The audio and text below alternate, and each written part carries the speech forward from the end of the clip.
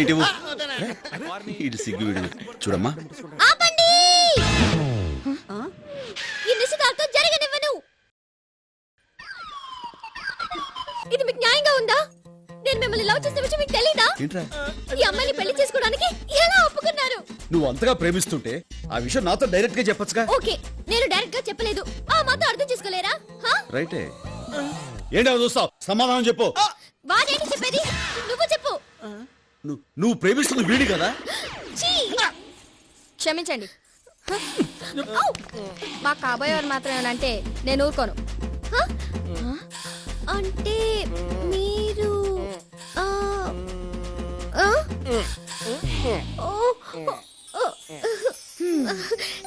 నాకు ఇప్పుడే అర్థమైంది. నాకు ఇప్పుడే అర్థమైంది. మీ వాళ్ళతో మాట్లాడి మీ పెళ్లి జరిపిస్తాను.